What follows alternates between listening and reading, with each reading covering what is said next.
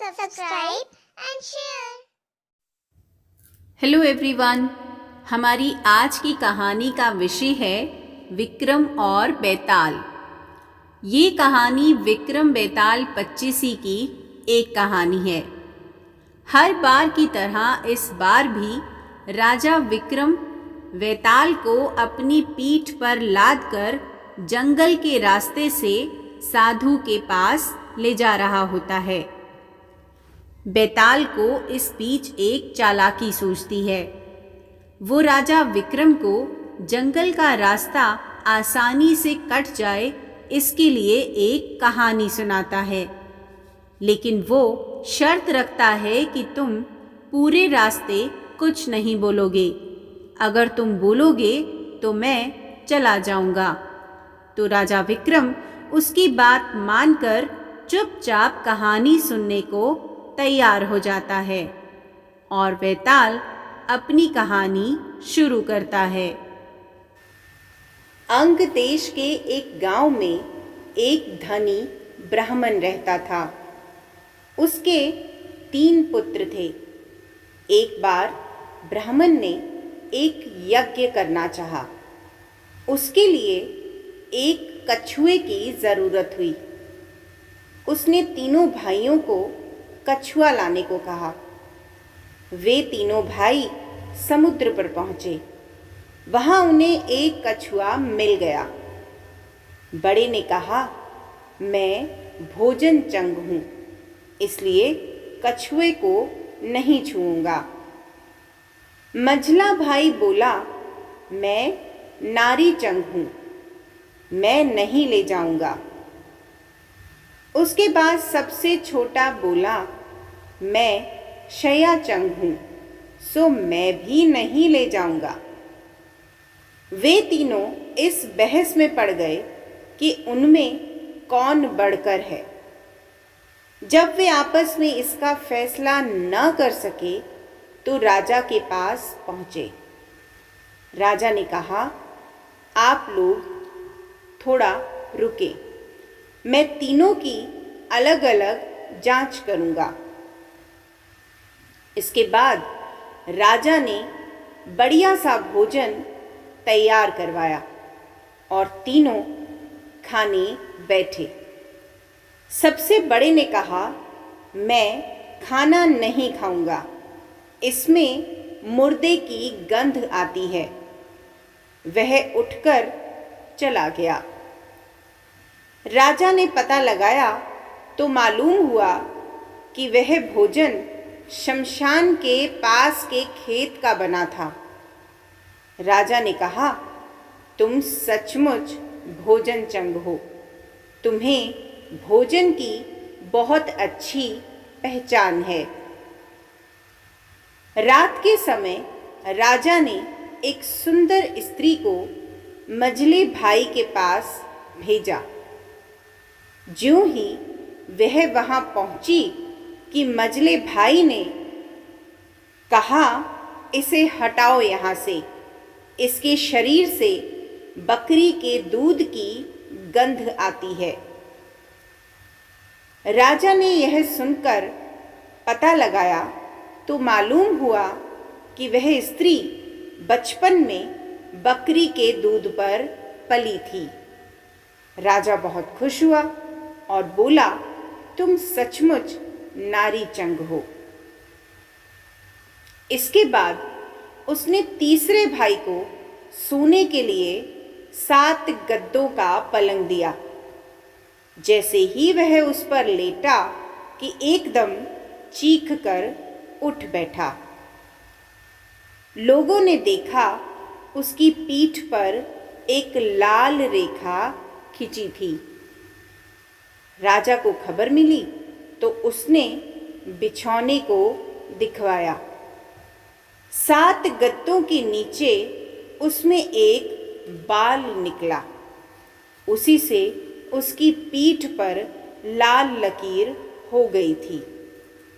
राजा को बड़ा अचरज हुआ। उसने तीनों को 1-1 लाख अशर्फी दी। अब वे तीनों कछुए को ले जाना भूल गए। वहीं आनंद से रहने लगे।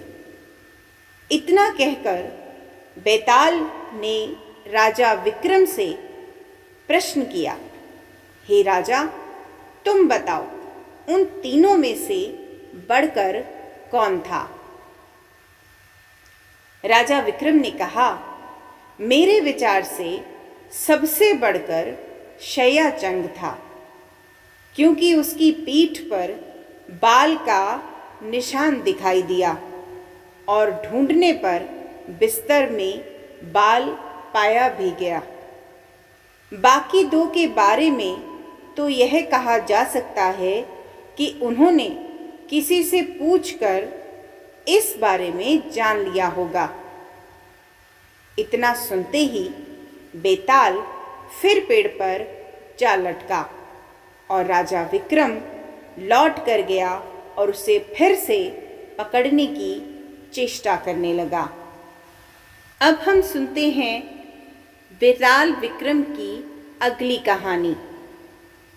जब राजा विक्रम ने बेताल को पकड़कर फिर से अपनी पीठ पर लादा और बेताल ने बड़ी ही चालाकी से रास्ता काटने के बहाने राजा विक्रम को अगली कहानी सुनानी शुरू की। चम्मापुर नाम का एक नगर था, जिसमें चंपकेश्वर नाम का राजा राज करता था। उसकी सुलोचना नाम की एक रानी थी और त्रिभुवन सुंदरी नाम की लड़की। राजकुमारी यथा नाम तथा गुण थी। जब वह बड़ी हुई तो उसका रूप और निखर गया। राजा और रानी को उसके विवाह की चिंता हुई। चारों ओर इसकी खबर फैल गई। बहुत से राजाओं ने अपनी अपनी तस्वीरें बनवाकर भेजी, पर राजकुमारी ने किसी को भी पसंद नहीं किया। राजा ने कहा, बेटी, कहो तो स्वयंवर करूं, लेकिन वह राजी नहीं हुई। आखिर राजा ने तय किया कि वह उसका विवाह उस आदमी के साथ करेगा जो रूप, बल और ज्ञान इन तीनों में बड़ा चढ़ा होगा। एक दिन राजा के पास चारों देशों के 4 वर आए। एक ने कहा, मैं एक कपड़ा बनाकर 5 लाख में बेचता हूँ। 1 लाख देवता को चढ़ाता हूँ, 1 लाख अपने अंग लगाता हूँ, 1 लाख स्त्री के लिए रखता हूँ और 1 लाख से अपने खाने पीने का खर्च चलाता हूँ। इस विद्या को और कोई नहीं जानता। दूसरा बोला, मैं जल थल के पशुओं की भाषा जानता हूँ। तीसरे ने कहा, मैं इतना शास्त्र पढ़ा हूँ कि मेरा कोई भी मुकाबला नहीं कर सकता। चौथे ने कहा, मैं शब्द वेदी तीर जलाना जानता हूँ। चारों की बातें सुनकर राजा सोच में पड़ गया। वे सुंदरता में भी एक से बढ़कर थे। उसने राजकुमारी को बुलाकर उनके गुण और रूप का वर्णन किया, पर वह राजकुमारी चुप रही। इतना कहकर बेताल बोला, राजन, तुम बताओ कि राजकुमारी किसको मिलनी चाहिए? राजा विक्रम बोला, जो कपड़ा बनाकर बेचता है वह शूद्र है। जो पशुओं की भाषा जानता है वह ज्ञानी है। जो शास्त्र पढ़ा है वह ब्राह्मण है। पर जो शब्द वेदी तीर चलाना जानता है वह राजकुमारी का सजातीय है और उसके योग्य है। राजकुमारी उसी को मिलनी चाहिए। राजा के इतना कहते ही बेताल गायब हो गया। राजा बेचारा वापस लौटा और फिर से उसे लेकर चला तो उसने फिर 10वीं कहानी सुनाई। बेताल ने अपनी कहानी शुरू की। मदनपुर नगर में वीरवर नाम का राजा राज करता था।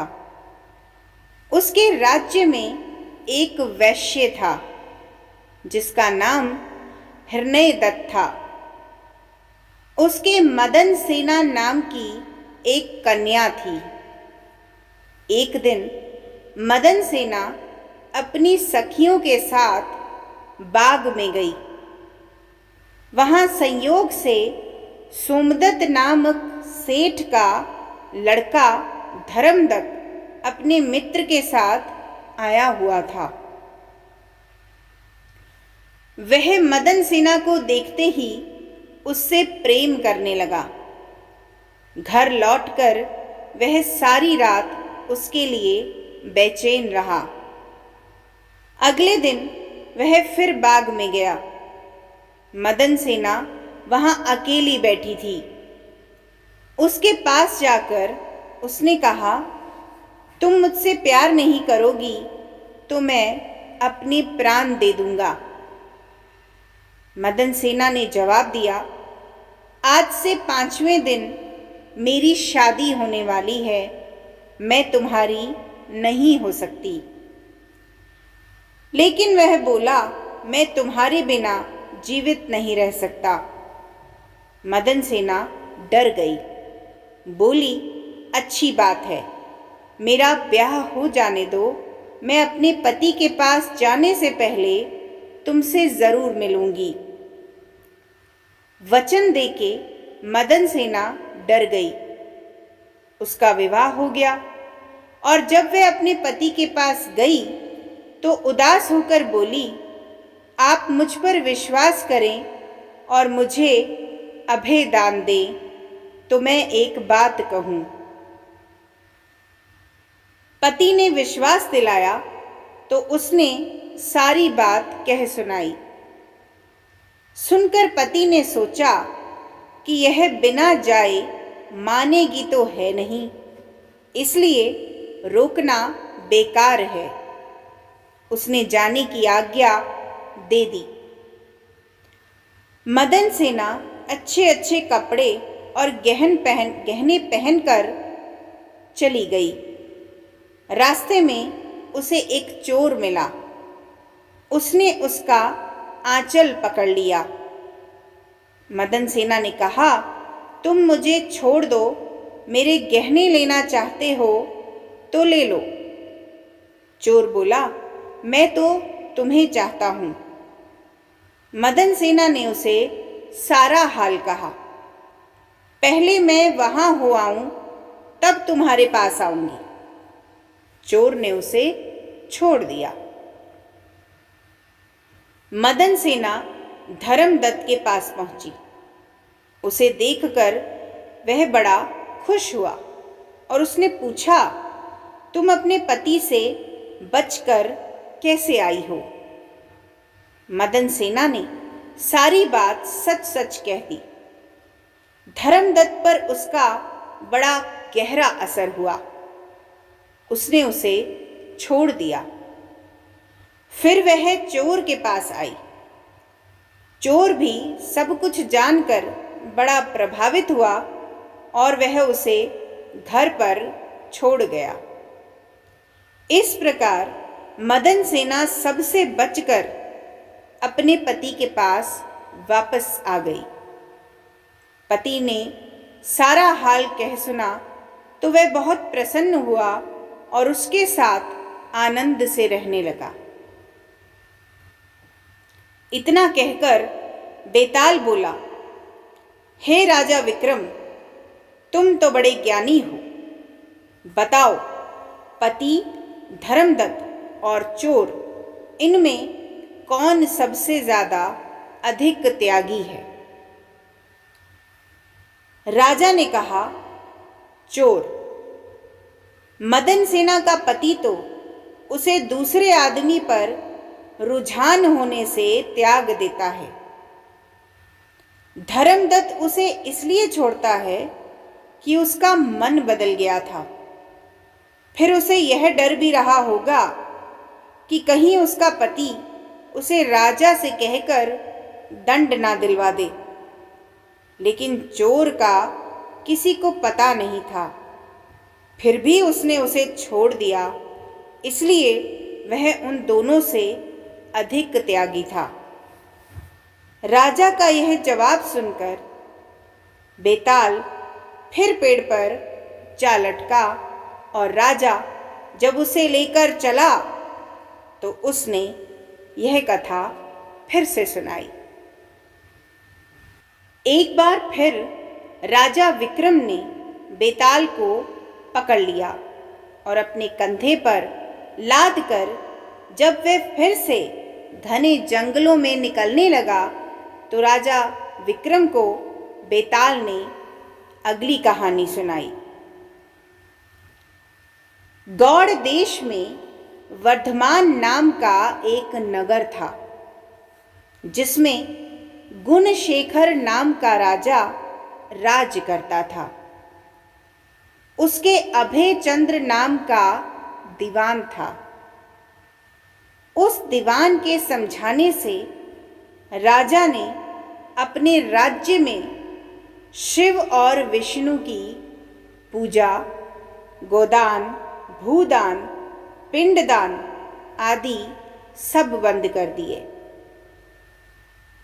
नगर में डोंडी पिटवा दी कि जो कोई ये काम करेगा उसका सब कुछ छीनकर उसे नगर से निकाल दिया जाएगा। एक दिन दीवान ने कहा, महाराज, अगर कोई किसी को दुख पहुंचाता है और उसके प्राण लेता है तो पाप से उसका जन्म मरण नहीं छूटता। वह बार बार जन्म लेता और मरता है। इससे मनुष्य का जन्म पाकर धर्म बढ़ाना चाहिए। आदमी को हाथी से लेकर चींटी तक सबकी रक्षा करनी चाहिए। जो लोग दूसरों के दुख को नहीं समझते और उन्हें सताते हैं, उनकी इस पृथ्वी पर उम्र घटती जाती है और वे लूले, लंगड़े, काने, बौने होकर जन्म लेते हैं। राजा ने कहा, ठीक है। अब दीवान जैसे कहता राजा वैसे ही करता। दैव योग से एक दिन राजा मर गया। उसकी जगह उसका बेटा धर्मराज गद्दी पर बैठा। एक दिन उसने किसी बात पर नाराज होकर दीवान को नगर से बाहर निकलवा दिया। कुछ दिन के बाद एक बार वसंत ऋतु में वह इंदुलेखा, तारावली और मृंगानवती इन तीनों रानियों को लेकर बाग में गया। वहां जब उसने इंदुलेखा के बाल पकड़े तो उसके कान में लगा हुआ कमल उसकी जांघ पर गिर गया। कमल के गिरते ही उसकी जांघ में घाव हो गया और वह बेहोश हो गई।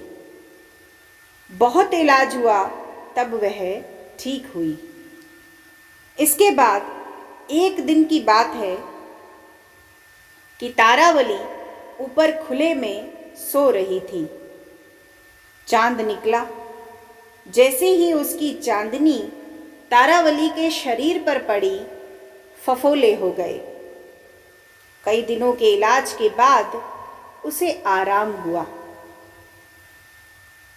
इसके कुछ दिन के बाद एक दिन किसी के घर में मूसलों से धान कुटने की आवाज आई। सुनते ही मृगानकवती के हाथों में छाले पड़ गए। इलाज हुआ तब जाकर ठीक हुई। इतनी कहानी सुनाकर बेताल ने पूछा राजा विक्रम से, महाराज बताइए, इन तीनों में सबसे ज्यादा कोमल कौन थी? राजा ने कहा, मृगानकवती, क्योंकि पहली दो के घाव और छाले कमल और चांदनी के छूने से हुए थे। तीसरी रानी ने मूसल को छुआ भी नहीं और छाले पड़ गए, वही सबसे अधिक सुकुमार हुई। राजा के इतना कहते ही बेताल 9-2-11 हो गया। राजा बेचारा फिर मसान में गया और जब वह उसे लेकर चला तो राजा विक्रम को बेताल ने एक और कहानी सुनाई। हमें उम्मीद है कि हमारे चैनल द्वारा दी गई इन्फॉर्मेशन आपके लिए यूज़फुल होगी। ऐसी ही और यूज़फुल वीडियोस के लिए आप हमारे इस चैनल को सब्सक्राइब एंड लाइक ज़रूर करें और अपने फ्रेंड्स के साथ शेयर भी ज़रूर करें। Thank you.